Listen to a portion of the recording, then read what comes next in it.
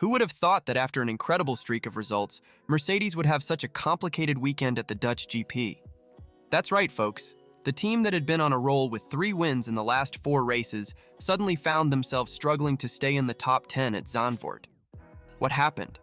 How can a team go from being a podium favorite to a midfield fighter in just one race? Was it just a bad day, or is there a more serious problem hidden underneath that car? Let's analyze what this unexpected performance means for Mercedes' chances in the Constructors' Championship. Can the German team recover in time to challenge Ferrari, which seems to have found new life? Let's hear what the drivers themselves and team principal Toto Wolff have to say about this weekend to forget.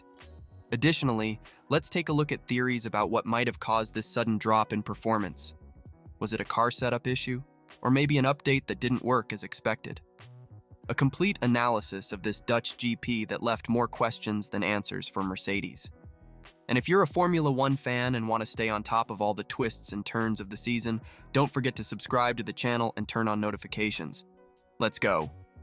Let's start by remembering the incredible momentum Mercedes had before arriving in Zandvoort.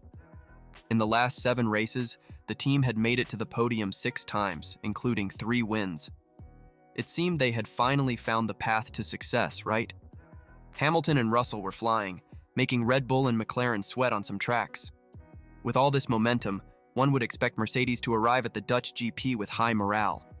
After all, they had just achieved a sensational 1-2 finish in Spa, even though Russell lost first place due to that disqualification. Everyone was watching them, expecting another performance to tip their hats to. But then, my friends, when the dust settled on Sunday, what did we see? Russell in 7th and Hamilton in 8th. For a team that had been fighting for victories, finishing in the midfield was quite a shock. It's as if Mercedes had gone back in time to the beginning of the season when they were struggling to understand the car. This result left everyone scratching their heads. Was it just a bad day, or is there a more serious problem hidden under that silver hood? That's what we'll try to understand now. Let's talk about Lewis Hamilton's extremely complicated Saturday. The 7-time world champion, who had won 2 of the last 3 races, suddenly found himself eliminated in Q2. That's right, Hamilton didn't even make it to Q3. It's been a long time since we've seen something like this happen to him, right? But things got even worse. During Q1, Hamilton ended up impeding Sergio Perez. The result? A 3-place grid penalty. With that, the Brit, who was already going to start in a bad position, fell even further, ending up in P15. With Albon's disqualification, Hamilton moved to P14. You can imagine Hamilton's frustration, right? He himself said after the race, "Unfortunately, qualifying really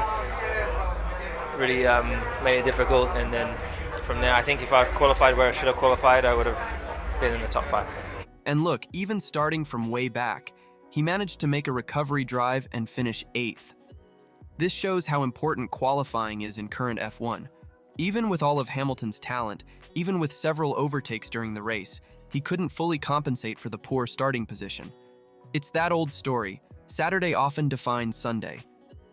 Now, if you're thinking that at least George Russell got away with it by qualifying well, I have bad news. The young British driver did start well, from 4th position. In the first moments of the race, one could even dream of a podium for Mercedes. But then the problems started. Russell began to suffer from much higher tire degradation than expected.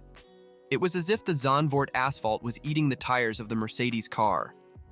With each lap, Russell saw the cars behind him getting bigger in the mirrors. The team even tried to change the strategy, opting for 2 pit stops instead of 1. But even that wasn't enough to hold positions.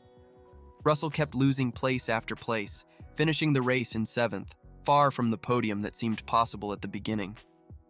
The most worrying thing is that not even Russell himself could really understand what happened. After the race, he said, "Yeah, just surprised with a lack of pace. Really don't know where that disappeared to. Friday was good, Saturday was reasonable." When even the driver can't explain the poor performance, you know the team has a big problem on their hands. And the worst part is that it wasn't just Russell who suffered with the tires. Hamilton also reported similar difficulties during the race. This suggests that the problem wasn't specific to one car or one driver, but something more fundamental in Mercedes' setup for that weekend. So we have a very complicated picture for Mercedes here. Hamilton with problems in qualifying, Russell losing positions in the race, and both suffering from tire wear. But is this just the tip of the iceberg? What could be behind this weekend to forget for the German team? Now that we've seen what happened on the track, let's unravel the mystery behind this below-par performance from Mercedes. After all, a team doesn't lose so much performance overnight without a good reason, right? One of the first things that comes to mind is car setup problems. F1 is a sport of details, and sometimes a small change in setup can make all the difference. Toto Wolff himself, Mercedes team principal, admitted that they clearly made some wrong decisions in terms of how they were running the car. But was it just that? There's another interesting theory circulating behind the scenes. Remember that Mercedes brought some updates to Zandvoort? Well, there's a possibility that these novelties didn't work as expected. Sometimes what looks good in the wind tunnel or simulations doesn't translate well to the real track. And we can't forget about Zandvoort's specific conditions. It's a unique track, with high-speed corners and elevation changes. Maybe the Mercedes car simply didn't adapt well to these characteristics. The fact is that the Mercedes team has a lot of work ahead of them. They need to do a complete and detailed analysis of everything that happened in Zandvoort. Only then will they be able to understand what went wrong, and, more importantly, how to prevent it from happening again in the upcoming races. Now let's talk numbers. Before the Dutch GP, Mercedes was in 4th place in the Constructors' Championship, but was on a strong upward trend. They were closing the gap to Ferrari, which occupied 3rd position. But this result in Zandvoort complicated things a bit. While Mercedes scored only 10 points with Russell's 7th place and Hamilton's 8th, Ferrari had a much more positive weekend. Leclerc finished 3rd and Sainz 5th, scoring a total of 25 points for the Italian team. This means that Ferrari, which seemed to be losing ground, suddenly gained new life in the dispute. The gap between the two teams, which had been shrinking, widened a little again. Of course, there are still many races ahead, but every point counts in this tight battle. Mercedes' big challenge now is to ensure that what happened in Zandvoort was just an isolated stumble and not the beginning of a trend. They need to come back strong in the next race in Monza, Italy. The good news is that Mercedes has proven several times this season that they know how to recover from difficult moments. Remember how they started the year struggling to understand the car and still managed to get to a point of fighting for wins. Moreover, Monza is a track with very different characteristics from Zandvoort. It's a high-speed circuit where aerodynamic efficiency is crucial.